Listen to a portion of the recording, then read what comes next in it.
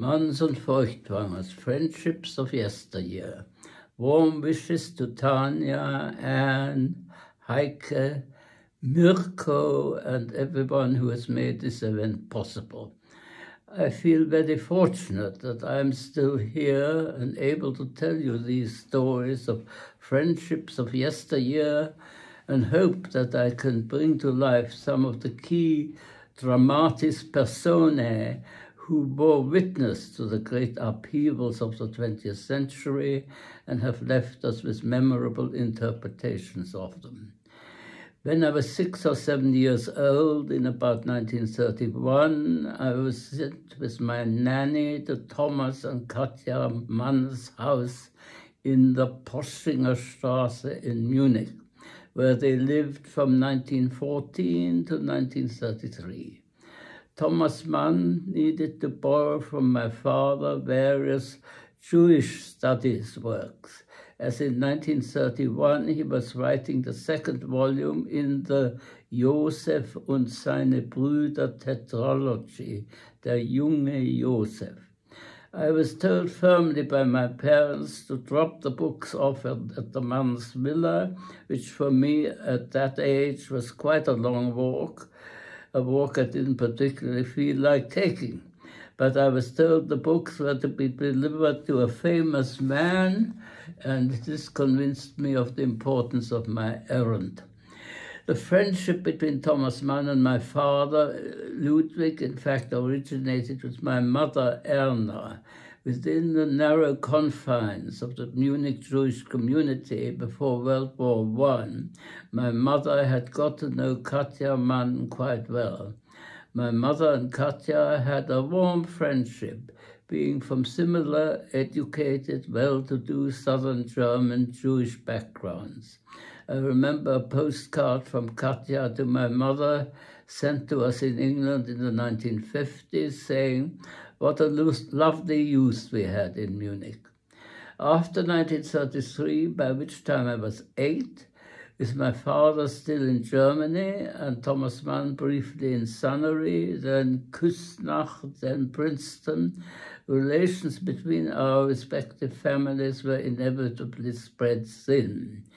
In 1936, Nazi legislation forced my father out of his position as the director of the publishing house Duncker und Humblot, and he took the position as a lecturer to Jewish communities all over Germany.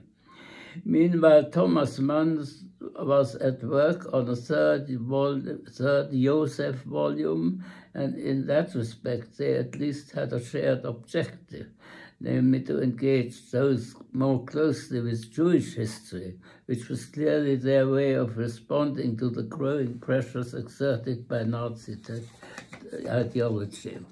At that stage, in terms of the friendship between our families, there was a sort of passing of the baton, insofar as relations between my uncle Leon and Thomas Mann began to flourish. Though Leon and Thomas Mann had already been quite well acquainted in Munich in the 1920s, for several months in Sunnery they had lived only 15 minutes walk from each other. Fortunately, there are amusing diary entries tracking the progress of the friendship. On Friday, 12th of May 1933, Thomas Mann's diary entry was to tea at the Hotel La Réserve with Leon Feuchtwanger and his Egyptian-looking wife. After they all met up a second time, Leon wrote, "Nicer than the last time." Mann's entry reads, "Feuchtwanger, perhaps forgivably, exclusively preoccupied with himself." The reference is to the fact that in January 1933, both had lost their respective houses, libraries, manuscripts, and other assets, and had good reason to be preoccupied. My uncle was from then on dependent on royalty income, while Thomas Mann still had 3 further years during which he was still published in Germany, until in 1936 he was stripped of his citizenship. Once they reached America, they both remained successful authors. There remained a lingering rivalry between the two, as reflected in this letter, which has more than a tinge of Mannian irony, written for Leons birthday book. Lassen Sie mich kurz und herzlich machen.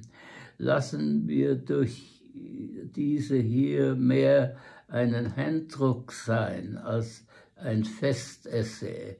Es wird Ihrer Beobachtung kaum entgangen sein, dass ich Sie gern habe und mit Vorliebe Ihr Gespräch suche, wenn wir in Gesellschaft zusammen sind. Das erklärt sich leicht. Sie sind ein lieber, heiter, mitteilsamer, ein, verzeihen Sie das Wort, treuherziger Mann, dessen gut münchnerische Rede Behagen schafft. Sie sind zudem ein kenntnisreicher, erfahrener Mann, von dem man etwas lernen kann. Und hinter ihrer menschlichen Person steht ein vielfältiges, energisches, ein gesichtsreiches, historisch wohlunterrichtetes und in der Kritik unserer eigenen Epoche klar und scharfsichtiges Werk.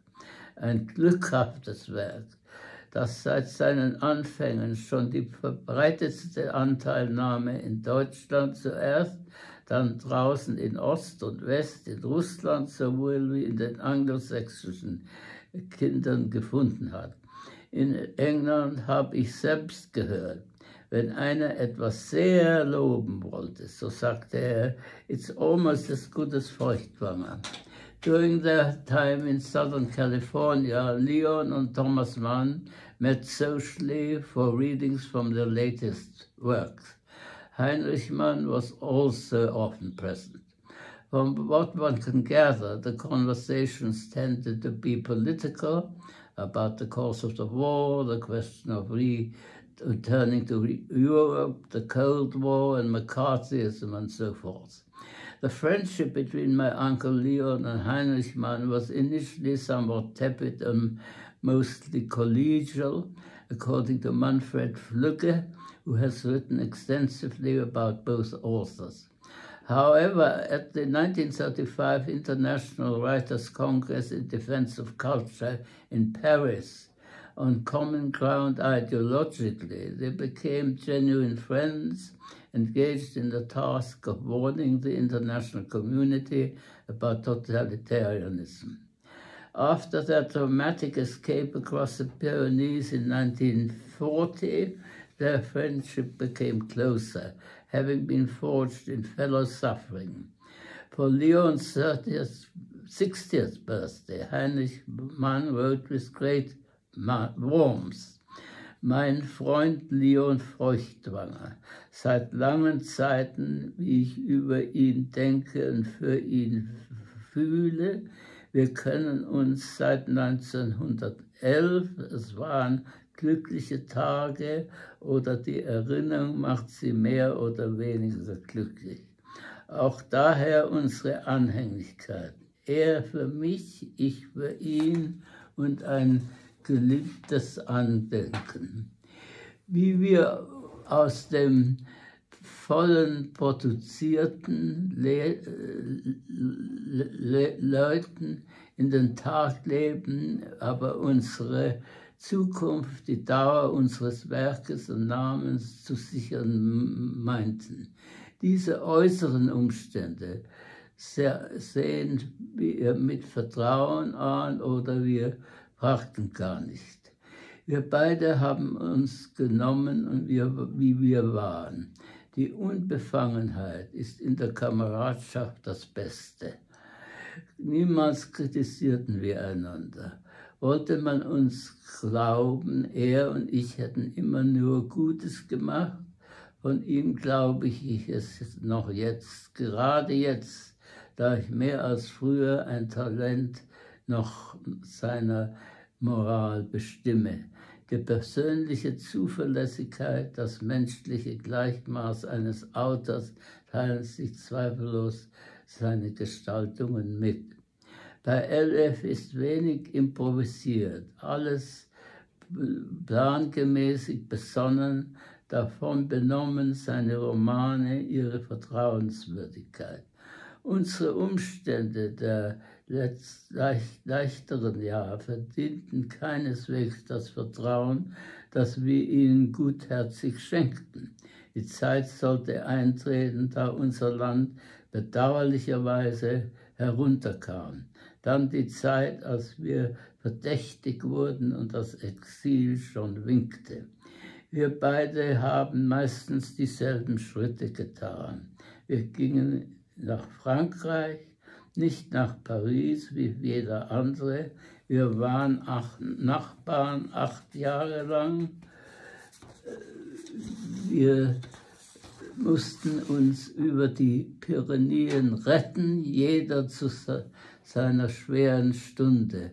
Wir erreichten Amerika. Wir sind Nachbarn, jetzt 4 Jahre. Meinem Nachbar wünsche ich, was er schon hat und sicher hoffend darf, den Erfolg hier, die Genugtuung heimzukehren und das Glück der anhaltenden Fruchtbarkeit. 7. Juli 1944, Heinrich Mann. Ion and Martha remained very supportive of Heinrich during his difficult times in Los Angeles, helped him financially, and after Nellie's suicide in 1944, made sure they paid frequent visits right up to Heinrich's death in 1950. With Mann, I had collegial interactions at historian conferences in the late 1960s and 1970s. At one conference, he strode up to me, prodded me in the chest, and said, "I know much more about your family than you do," presumably in reference to when he was in Les Milles internment camp with Leon before their escape. I have read Golo's histories with great interest, though I disagree with his arguments in chapter 11 and 12 of Deutsche Geschichte des 19. und 20. Jahrhundert, where he does not sufficiently acknowledge Hitler's electoral success and his rise to power and enormous popularity among ordinary Germans. Food for thought and discussion.